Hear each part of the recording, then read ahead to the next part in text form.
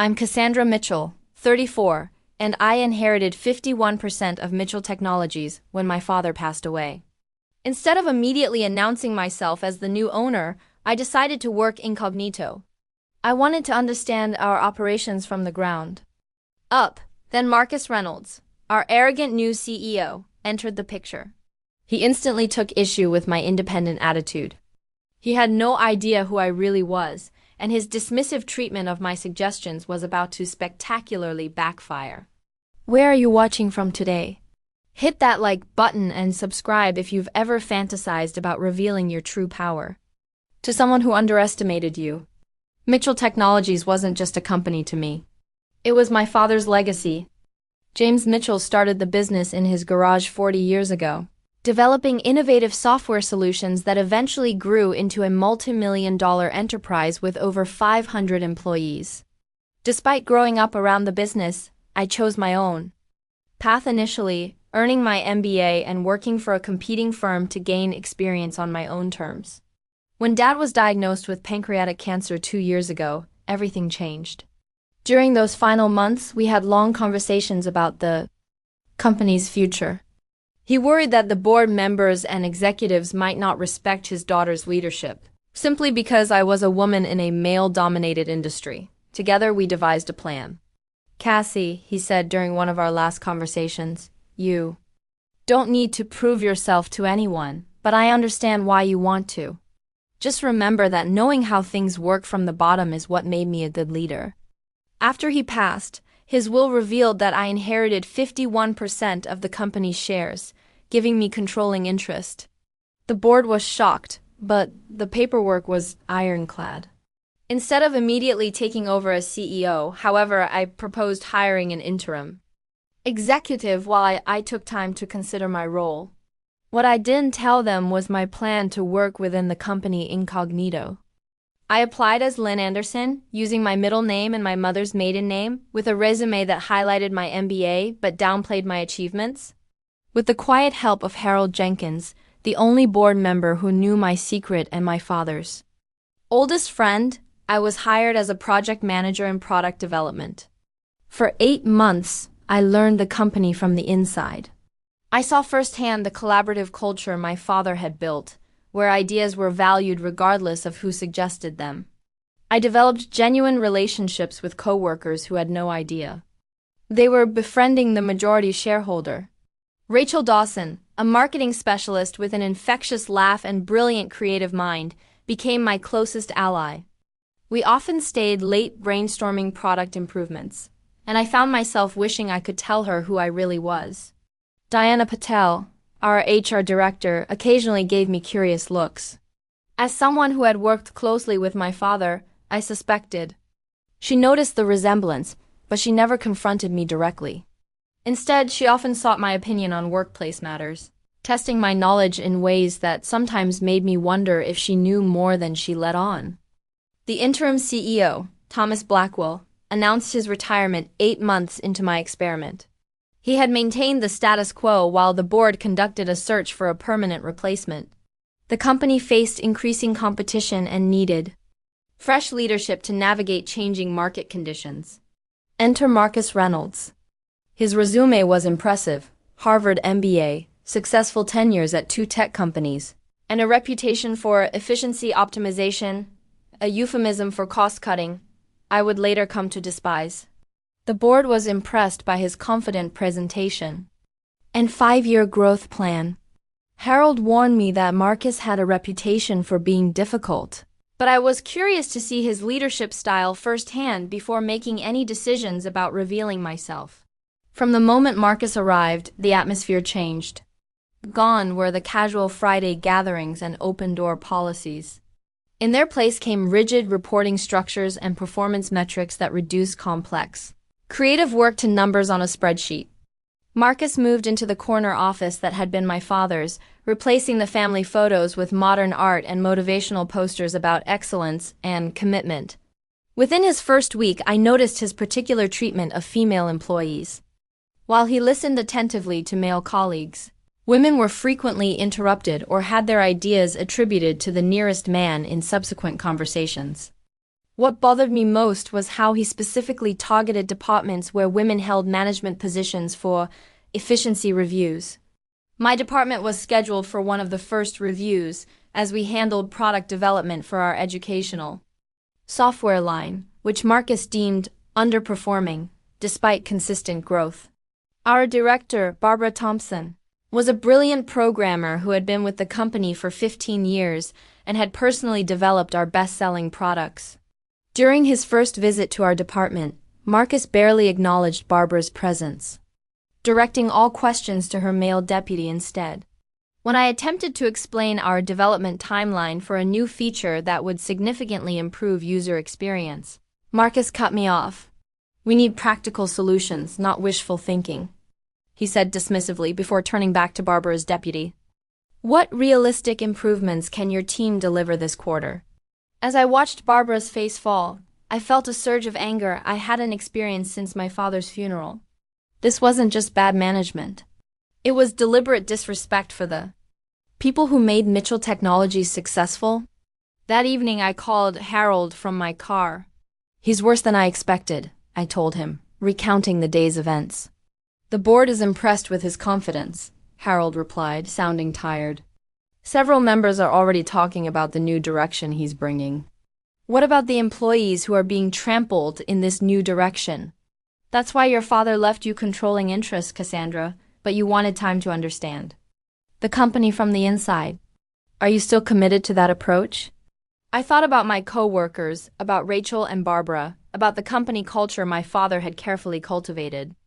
"Yes," I said finally, "I need to see exactly who Marcus Reynolds is before I make any decisions. The real Marcus, not the version he presents to the board."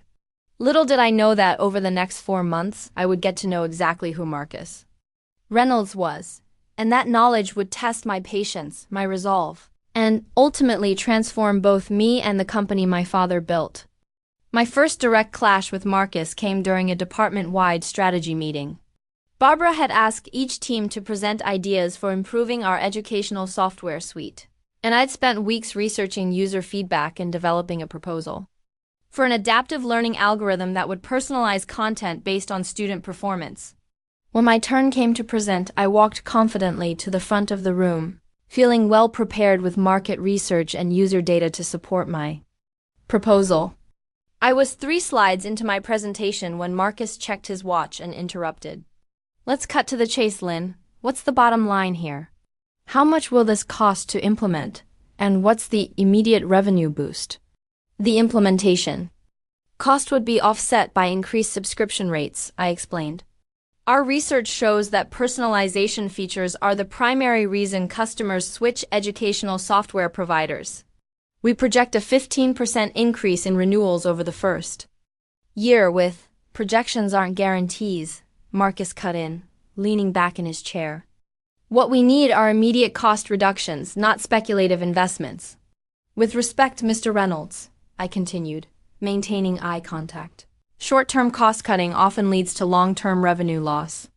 My father always said—" I froze, realizing my mistake too late. Marcus's eyebrow raised. "Your father?" "My father was an educator," I recovered quickly. "He always emphasized that quality educational tools are worth the investment." Marcus stared at me for a moment before dismissing my presentation with a wave of his hand. "We'll consider it, next presenter." As I returned to my seat, Rachel squeezed my arm sympathetically. Later in the break room, she approached while I was angrily stirring my coffee. "That was brutal," she said, checking to make sure we were alone. "But you held your ground. Most people just crumble when he does that dismissive thing." "I'm not most people," I replied, trying to keep the bitterness from my voice. "No, you're definitely not," Rachel agreed, studying me with newfound interest. "There's something about you, Lynn. Sometimes I feel like you know more than you're letting on." My heart skipped a beat. "What do you mean?"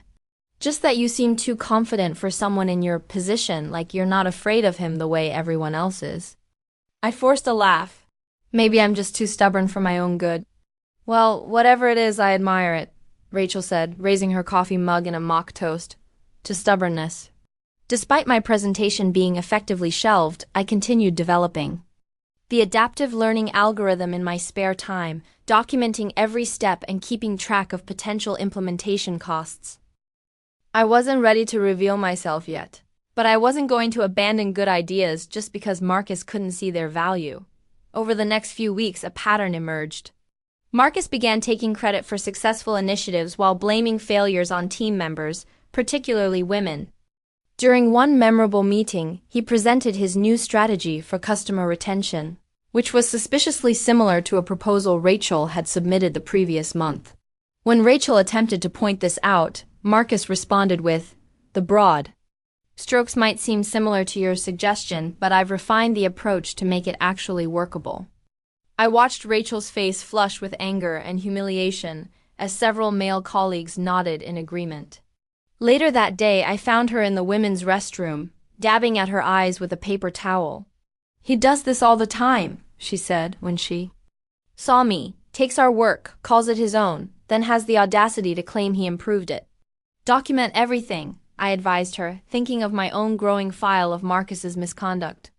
"Every email, every proposal, every instance where he takes credit for someone else's work." Rachel looked at me curiously. "Why, HR won't do anything as long as he has the board's support."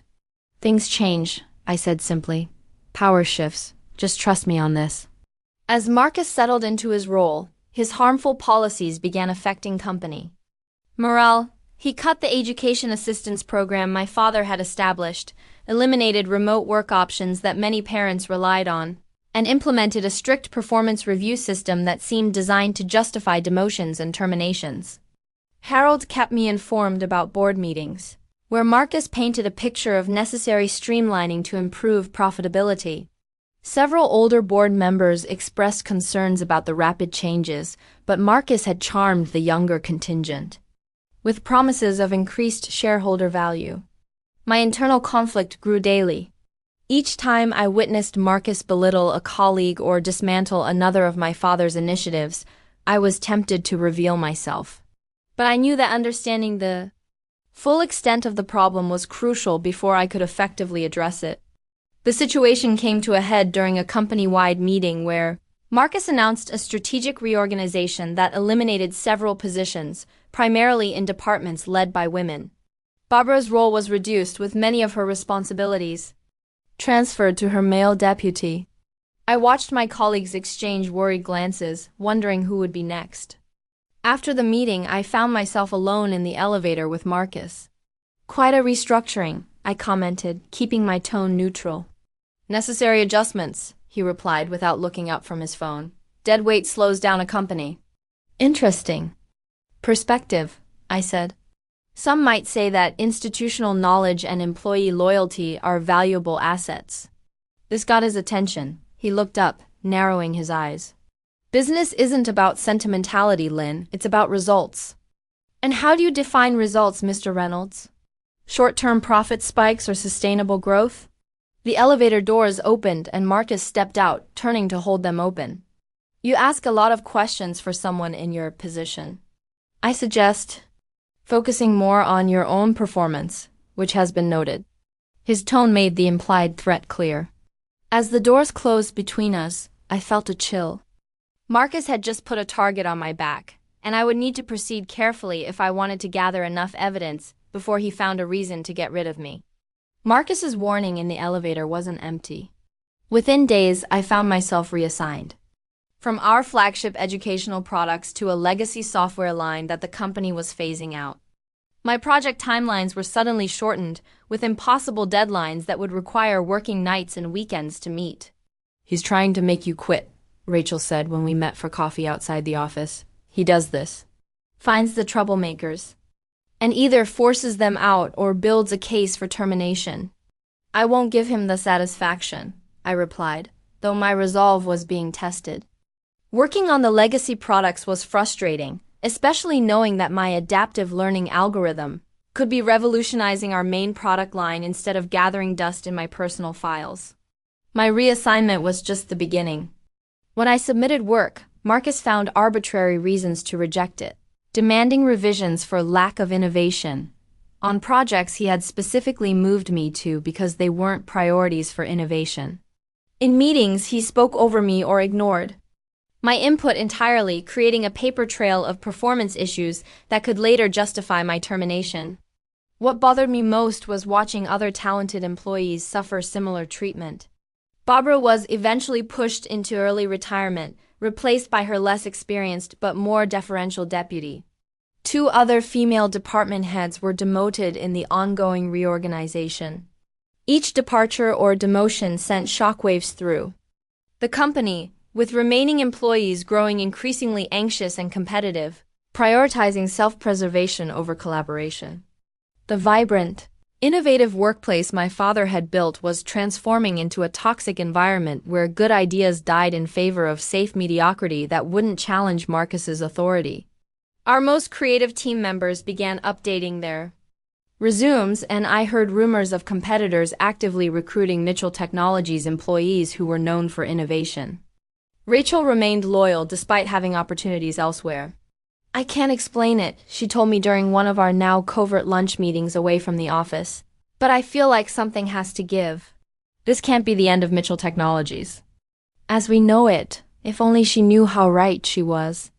As Marcus's targeting intensified, I noticed former allies distancing themselves. Colleagues who once greeted me warmly now avoided eye contact in the hallways, afraid that association with a marked employee might endanger their own positions. Only Rachel maintained our friendship, though even she began suggesting we meet outside work hours to avoid scrutiny. During this period, Harold kept me informed about the board's growing concerns. While Marcus presented optimistic projections at meetings, the quarterly financials told a different story.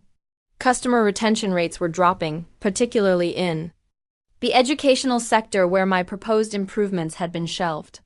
Several long-term clients had declined to renew their contracts, citing lack of innovation and declining customer service. "He's misleading the board," Harold told me during one of our secure phone calls. Presenting short-term cost savings as evidence of success while ignoring the warning signs. How much longer should I wait? I asked, my patience wearing thin. Every day, more good people leave, and more of Dad's legacy is dismantled. Harold sighed heavily. The next board meeting is in 3 weeks. Marcus is presenting his 6-month review and strategy for the coming year. It might be the perfect opportunity for you to make an entrance. 3 more weeks of this, I muttered. Use the time wisely, Harold advised. Gather everything you can. We'll need incontrovertible evidence if some board members try to support him. I spent those weeks meticulously documenting every instance of Marcus's mismanagement, from the exodus of talent to the declining quality of our products. I collected testimonials from departing employees who were eager to share their experiences. Once safely employed elsewhere, Diana from HR, who I now suspected had known my identity all along, discreetly provided documentation of increased complaints and declining employee satisfaction surveys. Most importantly, I continued developing my adaptive learning algorithm prototype, working nights and weekends to create a functioning demo that showed exactly what the company was missing under Marcus's leadership. My efforts to fly under the radar while gathering evidence were complicated when Marcus announced a special project review. Each team would present their current initiatives, with particular focus on innovation and market differentiation, precisely what he had been systematically stifling. When my turn came to present my work on the legacy products, I made a calculated risk. Instead of showing only the minor updates I'd been assigned, I included a brief preview of my adaptive learning algorithm, presenting it as a potential future direction for our educational software. The reaction in the room was immediate. Several colleagues sat up straighter, clearly impressed by the potential of the technology. For a moment, I saw a flash of the collaborative enthusiasm that had once defined our workplace.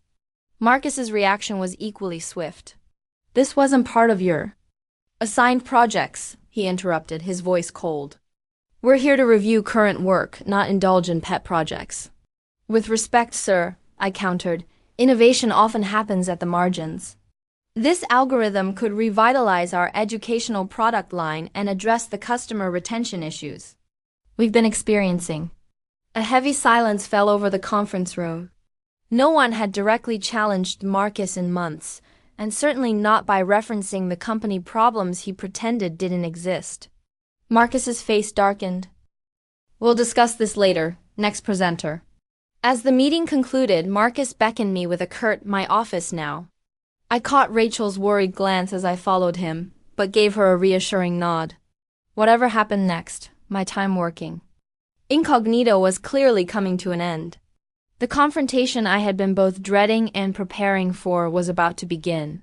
Marcus's office, once my father's warm and inviting space, had been transformed into a sterile showcase of modern corporate aesthetics. The family photos and comfortable furniture were gone, replaced with sleek, uncomfortable seating designed to keep visitors off balance and aware of their subordinate position. I sat in the hard-backed chair across from his imposing desk, maintaining perfect posture despite the discomfort. Marcus made me wait while he finished an email, a power play I recognized but refused to react to. Finally, he looked up, steepling his fingers. "Your behavior today was inappropriate and unprofessional." I presented innovative work relevant to our company's future, I replied evenly. "How is that unprofessional?" "You deliberately went outside your assigned tasks to undermine the company's strategic direction." I raised an eyebrow. "Is the company's strategic direction to ignore innovation and lose customers to more forward-thinking competitors?" Marcus's jaw tightened. "That's exactly the kind of insubordination I'm talking about. You seem to think you know better than executive leadership about running this company." The irony of his statement almost made me reveal myself then and there, but I held back. I think anyone who's been with Mitchell Technologies long enough understands what made this company successful. In the first place, I continued, innovation, collaboration, valuing employees and their ideas regardless of their position. Those might have been James Mitchell's methods, Marcus said dismissively, but times change. This isn't a family business anymore. It's a modern corporation that needs to prioritize efficiency and profitability. It's still very much a family business, I said quietly, but he wasn't listening. Your performance has been substandard for months, he continued, pulling out a folder I recognized as my personnel file. Late projects, resistance to direction, undermining management decisions. Those are fabrications, and you know it, I interrupted.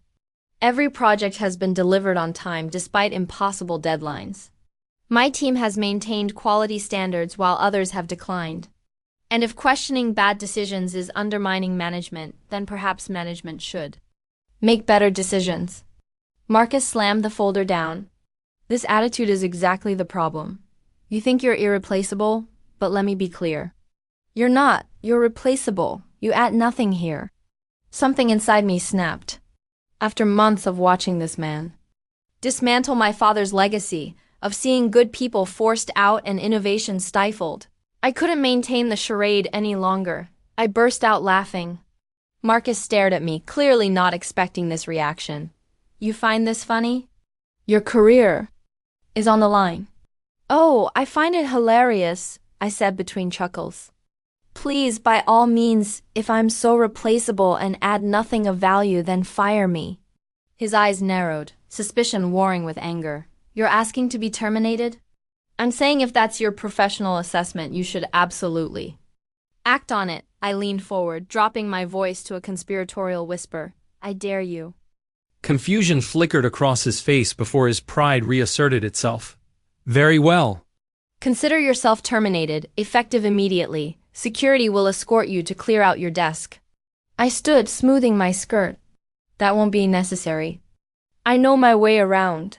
I extended my hand. It's been educational, Mr. Reynolds. He ignored my outstretched hand, already reaching for his phone to call security. As I walked to the door, I turned back with a smile. I look forward to seeing you at the board meeting next week. Ex-employees don't attend board meetings, he snapped. We'll see, I replied, closing the door gently behind me. Outside, Rachel was waiting by my cubicle, her face pale with concern. What happened? Are you okay? I've been fired, I said calmly, beginning to pack my personal items. What? No, he can't do that. Your work is excellent, everyone knows it. It's fine, Rachel, I assured her, surprising myself with how calm I felt. Sometimes things need to get worse before they can get better. How can you be so relaxed about this? she demanded, helping me gather my things despite her confusion. This is your career. I paused, considering how much to reveal. Let's just say I have reason to believe this isn't the end of my story with Mitchell Technologies. What does that mean? Do you have some kind of leverage? Her eyes widened. Are you going to sue? Because I will absolutely testify about how he's targeted you. You're a good friend, I said, touched by her loyalty. And I promise I'll explain everything soon. But right now, I need to prepare for next week. Just keep your calendar clear. For Thursday afternoon, okay? She looked baffled but nodded. Mysterious as always, Lynn, or whatever your name really is. I froze. What? Rachel rolled her eyes. Please, you've slipped up too many times using industry jargon you shouldn't know. Mentioning company history from before you supposedly joined. That comment about your father earlier. Plus, you look exactly like the woman in the photos Marcus removed from the CEO's office. I don't know exactly who you are, but you're definitely not just Lynn Anderson, project manager. I stared at her for a long moment before breaking into a genuine smile. You're too smart for your own good. You know that?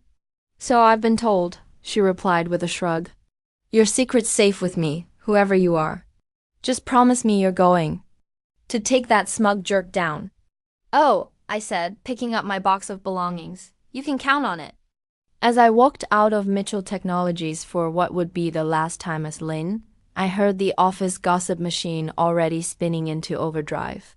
Marcus's assistant was on the phone, presumably calling HR to process my termination.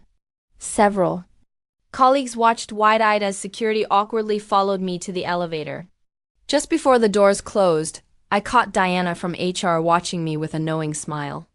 She gave me the smallest nod of acknowledgement, confirming my suspicion that she'd recognized me all along. My modern apartment in downtown Seattle felt like a different world from the cubicle I'd occupied for the past year. Here, surrounded by family photos and my father's business awards, I was fully Cassandra Mitchell again, majority shareholder and rightful leader of Mitchell Technologies. I kicked off my sensible work flats and replaced them with comfortable slippers, then headed to my home office. Unlike the sparse workspace I'd maintained as Lynn, this room reflected my true self, one wall covered with industry awards and degrees. Another with a massive whiteboard currently filled with notes about Mitchell Technologies, organizational structure and potential improvements. Within an hour of arriving home, my phone rang with Harold's call. I just heard, he said without preamble, that idiot actually fired you. He did, I confirmed, unable to keep the satisfaction from my voice, and he was so smug about it. Are you all right? I'm better than all right, I assured him. This is perfect timing, actually. Now I can focus completely on preparation for Thursday's board meeting. Marcus has been calling board members all afternoon, Harold informed me, trying to secure support before the meeting. He's spinning your termination as removing a disruptive element who was undermining company culture. I laughed. Let him dig his grave deeper. How are the numbers looking? Not good for him. Customer retention is down 17% in the educational sector. 3 major clients have declined renewal in the past month alone. The innovation pipeline is essentially empty since he shelved most new development in favor of optimization, and the board members are split. The younger contingent still backs him, impressed by the short-term cost savings. The old guard is concerned but hesitant to make another leadership change so soon. They won't have a choice after Thursday, I said confidently. I've been preparing for this moment since the day Marcus walked in. After hanging up with Harold, I pulled out my extensive files on Marcus's mismanagement.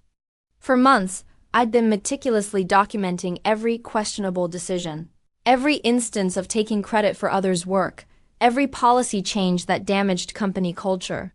I had exit interviews from departed employees, data showing declining product quality, and financial projections demonstrating the long-term harm of Marcus's efficiencies. But I needed more. Opening my laptop, I began deeper research into Marcus's background. His resume was impressive on the surface, but as I dug into the companies he'd previously worked for, a pattern emerged. Each showed short-term profitability improvements under his leadership, followed by innovation stagnation and eventual decline after his departure. He was essentially a corporate locust, stripping companies of their long-term investments to create impressive short-term numbers before moving on to his next victim. More disturbing were the employee reviews on sites like Glassdoor. Former colleagues described a toxic leader who took credit for successes and blamed others for failures, who systematically pushed out anyone who challenged him, particularly women in leadership positions. By midnight, I had compiled a devastating profile of Marcus Reynolds, the man who believed he could dismantle my father's legacy for his own glory. The next morning, I met with Mitchell Technologies' legal team not as Lynn Anderson, but as Cassandra Mitchell, majority shareholder. Though they were initially surprised by my incognito stint at the company, they quickly focused on the business at hand. Miss Mitchell, while your controlling interest gives you significant power, there are still proper procedures to follow, explained Robert Chun, our chief counsel. The board appointed Mr. Reynolds through proper channels, and they can remove him through proper channels. I countered, I've reviewed the bylaws thoroughly. A vote of no confidence from the board combined with my majority shareholder vote is sufficient to remove him effective immediately. That's correct, Robert confirmed. But you'll need to convince at least some board members to support the motion. Trust me, I said, pulling out my files. They'll be convinced. Over the next days, I prepared meticulously. I created a presentation outlining not just Marcus's failures but my vision for the company's future. I finalized the prototype of my adaptive learning algorithm, working with a trusted developer to create a compelling demo. I reviewed financial reports, gathering evidence of the company's declining trajectory under Marcus's leadership. On Tuesday, I received an unexpected visitor. Diana Patel, HR director, knocked on my apartment door, looking both nervous and determined. Mitchell, she said when I opened the door, I hope I'm not overstepping, but I thought you might find these useful for Thursday. She handed me a folder containing official HR documentation of complaints against Marcus, along with evidence that several had been buried rather than properly addressed. You knew who I was all along, I said, inviting her in. Diana smiled. You look just like your father when you're thinking hard about something. That little crease between your eyebrows is pure James Mitchell. Why didn't you say anything? It wasn't my place, she replied simply. Your father was good to me for 15 years. If his daughter wanted to understand the company from the inside, I figured she had her reasons. Thank you, I said genuinely, moved by her loyalty. Not just for this, but for everything you've done to protect the employees during all of this. Mitchell Technologies was a special place to work, she said, her use of past tense not lost on me. Many of us hope it can be again. As Diana left, I felt a renewed sense of purpose. This wasn't just about my inheritance or my pride. It was about all the people who had believed in my father's vision of what a technology company could be. On Wednesday evening, the night before the board meeting, Rachel called. I don't know what's happening, she said, sounding excited but confused, but the whole office is buzzing. Marcus has been locked in meetings all day, looking increasingly agitated. There's a rumor that someone big is coming to the board meeting. Tomorrow? Is there? I asked innocently. Cut the act. Rachel said, It's you, isn't it? Whatever that actually means. I smiled into the phone. I told you to keep your calendar clear tomorrow afternoon. I did. And I may have also prepared popcorn for what promises to be quite a show. You won't be disappointed, I promised. After hanging up, I stood in front of my closet, considering my options for tomorrow's appearance. After a year of deliberately understated business casual as Lynn, I pulled out a crisp charcoal suit that had been my father's favorite, professional, powerful but not flashy, perfect for reclaiming my company. As I laid out my clothes for the next day, I felt a moment of doubt. Was I ready for this? Could I really lead Mitchell Technologies the way my father had? The company needed innovation, yes, but also stability after the chaos Marcus had created. I picked up a photo of my father from my nightstand, his kind eyes seeming to look right through me, as they always had in life. I hope I'm doing the right thing, Dad, I whispered in the silence of my apartment. I could almost hear his favorite advice: lead with integrity, decide with data, and never forget that a company is only as good as the people who build it every day. Tomorrow I would reclaim not just my inheritance but my father's vision. Marcus Reynolds had no idea what was coming. The Mitchell Technologies boardroom had always impressed visitors with its blend of tradition and innovation. One wall was lined with awards and company milestones. Another featured a massive digital display for presentations. The long mahogany table, my father's pride and joy, had been custom-made from sustainable forestry and fitted with subtle technology that allowed seamless digital collaboration. At 2 p.m. sharp on Thursday, board members began filing in, exchanging subdued greetings.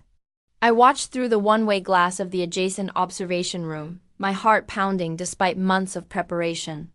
Harold had texted me earlier. Reynolds is nervous but confident, doesn't suspect anything. The board consisted of 12 members, including the CEO position. I recognized most from my father's funeral, though several newer members had joined during my incognito period. Harold caught my eye through the glass and gave an imperceptible nod. Everything was ready. At 2:15, Marcus strode in with practiced confidence, expensive suit perfectly tailored, hair immaculately styled.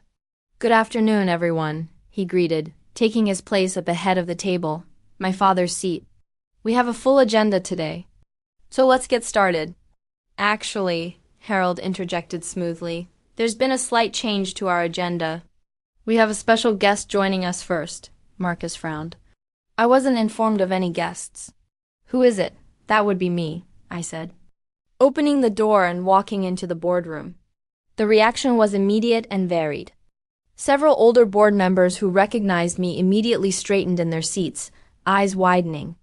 The newer members looked confused, glancing between me and Marcus for explanation.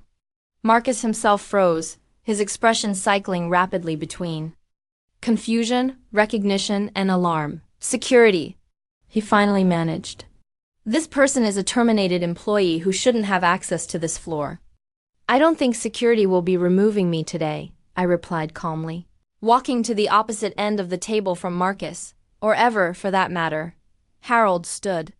"Board members, for those who haven't had the pleasure, allow me to introduce Cassandra Mitchell, daughter of our founder James Mitchell, and the majority shareholder of Mitchell Technologies." The room erupted in murmurs. One of the younger board members, Thomas Greenfield, looked particularly stunned. "Wait, the Lynn Anderson who was terminated yesterday is actually Cassandra Mitchell?" "The very same," I confirmed. "For the past year, I've been working within the company to understand our operations from the ground up before taking a more active leadership role." "This is ridiculous," Marcus sputtered, recovering his composure. "Whatever game you've been playing, Miss Mitchell, this is highly inappropriate. Board meetings are for official business, not theatrical reveals." "Oh, I assure you," I said, meeting his gaze steadily, "my presence here today is entirely business-related." I turned to address the full board. "Specifically, I'm here to discuss the future leadership of Mitchell Technologies." Marcus's face flushed. "The board appointed me CEO through proper channels. You may be a shareholder, Ms. Mitchell, but that doesn't give you the right to disrupt established governance procedures." "Actually, as majority shareholder, that's exactly what it gives me," I corrected him. "But I'm not here to exercise that power unilaterally. I respect this board and the governance structure my father established." I gestured to Robert Chun, who had entered quietly behind me. "Our legal counsel can confirm that a vote of no confidence from this board, combined with my shareholder vote, is sufficient to remove a CEO per our company bylaws." Robert nodded. "That is correct. This is absurd." Marcus protested, looking around the table for support. "I was brought in to modernize this company, to make difficult but necessary changes for long-term profitability. Yes, change is uncomfortable, but the financials speak for themselves." "Do they?" I asked, connecting my laptop to the room's display. "System, let's look at those financials, shall we?" For the next 30 minutes, I presented a comprehensive analysis of the company's performance under Marcus's leadership. The initial cost savings he'd achieved through layoffs and program cuts were quickly undermined by declining revenue, customer attrition, and a mass exodus of top talent. The innovation pipeline, once Mitchell Technologies' crown jewel, had dried up almost completely. These short-term gains, I explained, highlighting a particularly telling graph, came at the expense of our long-term sustainability. Our educational software division, once our fastest-growing segment, has lost 3 major clients in the past month alone due to lack of innovation and declining support quality. Marcus attempted to interject several times, but I continued methodically through my presentation, backing every statement with data. I could see the board members' expressions shifting as the complete picture emerged, particularly when I compared our current trajectory with our performance under my father's leadership. Cost-cutting has its place, I acknowledged, but not at the expense of our core values and competitive advantages. Mitchell Technologies succeeded because we invested in our people and our products. We innovated constantly. We valued collaboration over hierarchy. Pretty words, Marcus interrupted, his tone dismissive, though I noted a bead of sweat on his temple. But business isn't about sentimentality, it's about results. Indeed it is, I agreed. So, let me show you some results. I switched to a demonstration of my adaptive learning algorithm, explaining how it had been developed off hours after Marcus rejected the concept. As the board watched the demo, several members leaned forward in obvious interest. This technology, I explained, addresses the exact concerns our educational clients have been raising. It could have been in development for months, potentially ready for the new school year. Instead, it was rejected because it didn't align with Mr. Reynolds' cost-cutting priorities. Marcus's face darkened. You were insubordinate, working on unauthorized projects. Innovation often happens that way, I countered. My father understood that giving talented people room to create sometimes means letting them color outside the lines. That's how Mitchell Technologies developed our most successful products. I moved to my next exhibit, testimonials from departed employees, documentation of Marcus's pattern of taking credit for others' work, and evidence of his systematic removal of women from leadership positions. This isn't leadership, I said quietly. It's ego-driven destruction of everything that made this company successful. Marcus surged to his feet. This is character assassination. I was hired to make this company profitable, not to coddle employees or maintain outdated management practices. You were hired, I said evenly, to lead Mitchell Technologies into its next chapter, not to dismantle its foundation.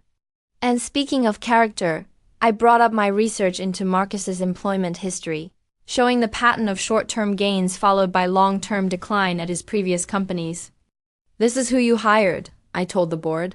Someone who boosts quarterly numbers at the expense of sustainable growth, then moves on before the damage becomes evident. The boardroom fell silent as my words sank in. Even Marcus seemed momentarily speechless, his usual confidence crumbling as he realized how thoroughly I'd researched his past. Thomas Greenfield, who had initially seemed supportive of Marcus, broke the silence. Miss Mitchell, while this information is concerning, what exactly are you proposing? Another leadership change would be disruptive. More disruptive than continuing. On our current path, I asked. Mitchell Technologies is at a crossroads. We can continue with leadership that fundamentally misunderstands what made this company successful. Or we can return to our core values while embracing necessary evolution.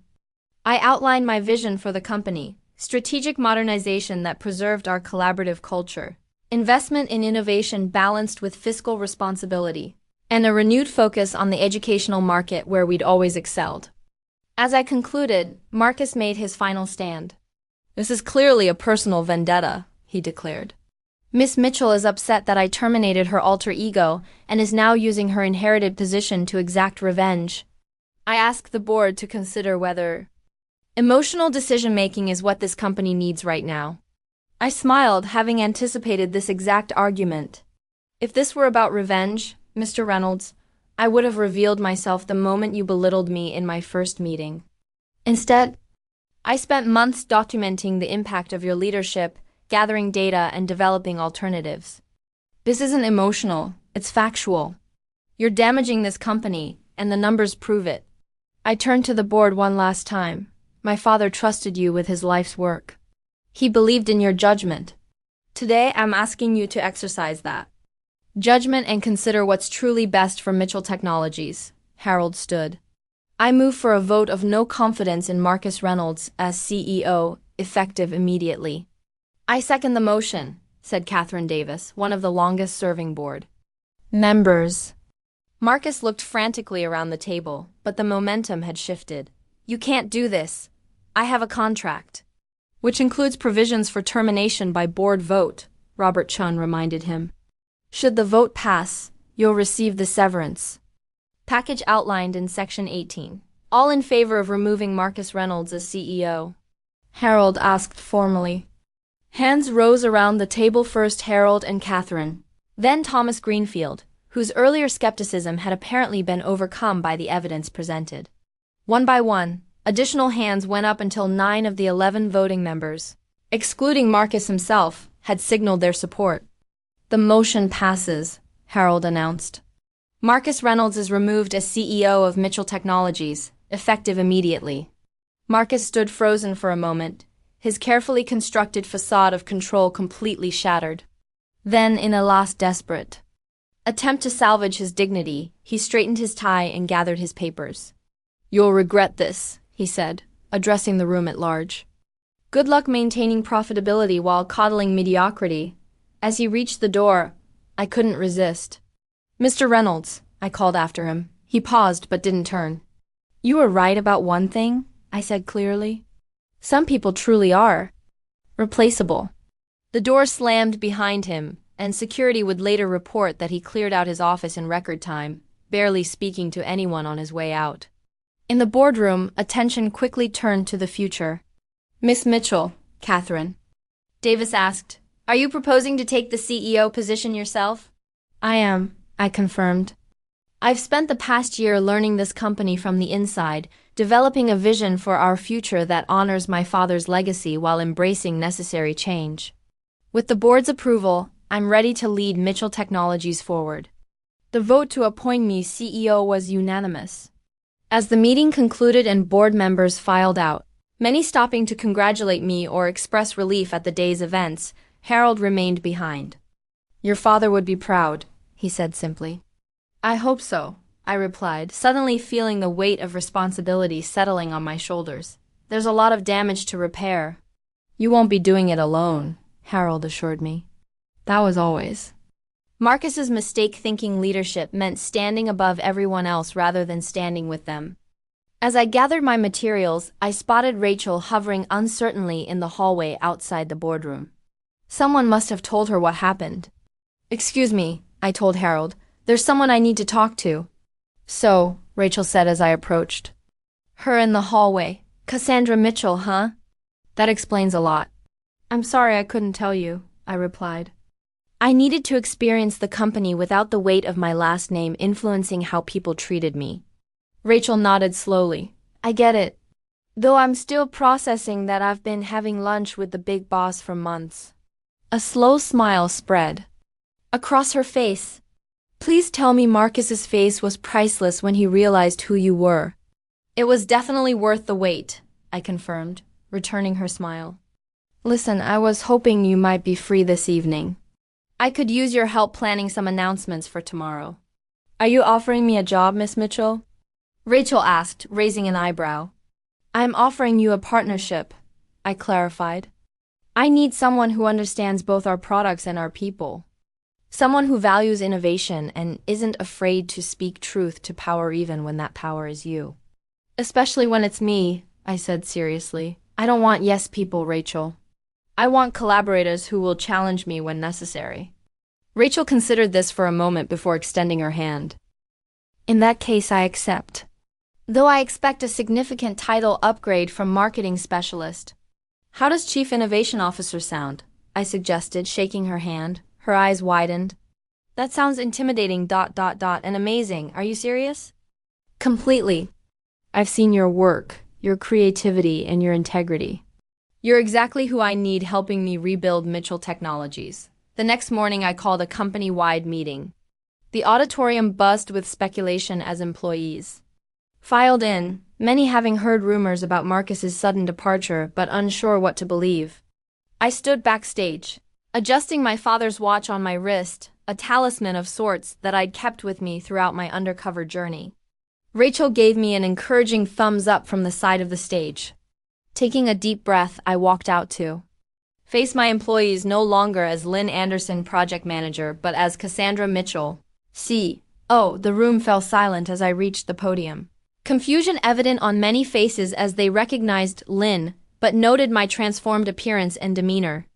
"Good morning," I began. "For those who don't know me, I'm Cassandra Mitchell. For those who think they know me as Lynn Anderson, well, surprise." A ripple of shocked murmurs spread through the auditorium. Yesterday, the board voted unanimously to appoint me as CEO of Mitchell Technologies, following the removal of Marcus Reynolds. I paused as spontaneous applause broke out, letting it run its course before continuing. "I know the past months have been challenging. Many of you have watched colleagues leave, seen projects shelved, and felt your contributions devalued.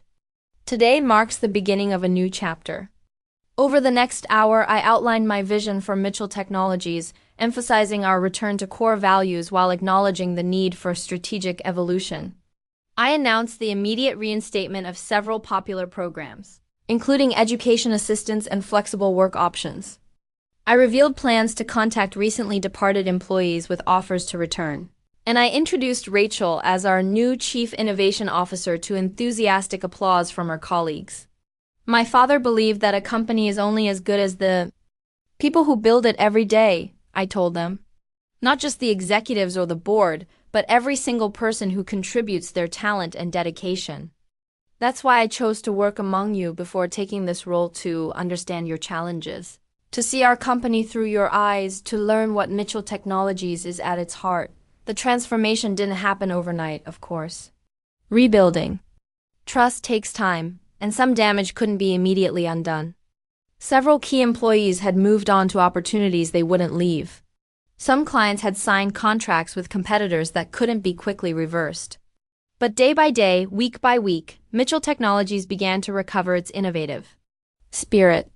The adaptive learning algorithm that Marcus had dismissed became our flagship product development, generating excitement among educational clients and bringing several major contracts back to our portfolio. Diana Patel in HR spearheaded a comprehensive review of our hiring and promotion practices, implementing changes to ensure that talent was recognized regardless of gender or background. The toxic competition that had developed under Marcus gradually gave way to renewed collaboration as employees realized their ideas would be valued rather than stolen or dismissed. 3 months after taking the CEO position, I invited the entire leadership team to my office for an honest conversation about our progress and challenges. Rachel, now confidently settled into her role as Chief Innovation Officer, spoke candidly about the lingering trust issues among some departments. "People are still afraid to make mistakes," she explained. "Marcus created a culture where errors meant punishment, not learning opportunities." "That's something we need to address directly," I agreed. "Innovation requires risk, and risk means occasional failure." Harold, who remained on the board but had taken a more active advisory role, suggested a company-wide innovation challenge with substantial resources allocated to the winning ideas, regardless of which department or level of employee suggested them. The program proved wildly successful, surfacing brilliant ideas from unexpected sources, including a revolutionary customer service protocol developed by a recently hired junior representative, who would never have been heard under the previous regime. Not everything was smooth sailing. Some board members occasionally questioned my more employee-centric policies, arguing for greater focus on immediate profitability. But as quarterly results began showing sustainable growth rather than just cost-cutting spikes, even the most skeptical directors came around to my leadership approach. Perhaps my most meaningful conversation came 6 months into my tenure when I finally had dinner with Rachel outside of work, not as CEO and executive but as friends. "Can I ask you something personal?" she said as we shared dessert. "All those months when you were just Lynn to me, was any of it real? Our friendship. I mean, that was the most real part of the whole experience," I told her honestly. "I didn't have many friends growing up. The Mitchell name meant people either wanted something from me or assumed I had everything handed to me. As Lynn, I could just be me without expectations or assumptions. Rachel nodded thoughtfully. I get that. Though I'm still annoyed you. Let me pay for lunch all those times when you're literally a millionaire. I laughed. I'll make it up to you with interest, I promise. You already have, she said, suddenly serious. This job, this opportunity, it's changed my life. I never thought someone would actually value my ideas this way. That's the greatest lesson I learned from my father and from my time as Lynn, I told her. True leadership isn't about having power over others. It's about empowering others. It's about creating an environment where everyone can contribute their best work and feel valued for it. On the 1-year anniversary of my taking the CEO position, Mitchell Technologies hosted a celebration that doubled as the launch of our completed adaptive learning platform. The product, developed collaboratively across departments rather than in the siloed approach Marcus had favored, received enthusiastic reviews from education experts and immediately generated our largest contract to date. Standing on stage at the launch party, looking out at the faces of employees both new and long-tenured, I felt a sense of completion. The company my father had built was not just surviving but thriving again, evolving while maintaining its soul. A year ago, I told the gathered crowd, I stood before many of you as a new CEO with a promise to restore what made Mitchell Technologies special while embracing necessary change. Today, I can say with confidence that we've done that, together. Every person in this room has contributed to rebuilding this company into something my father would be proud of, but also something new, something that belongs to all of us. I raised my glass in a toast to Mitchell Technologies, not just my father's legacy or my inheritance, but our collective achievement and ongoing journey. The applause that followed felt like a final validation, not of my position or power, but of the approach I'd chosen, leading with integrity, deciding with data, and never forgetting that a company is only as good as the people who build it every day. Have you ever been in a situation where you were underestimated because people didn't know your true role or capabilities? I'd love to hear your stories in the comments. And if you enjoyed this tale of corporate justice, please hit that like button. Subscribe to my channel for more workplace stories, and share with anyone who's ever dreamed of having their "I'm actually the boss" moment.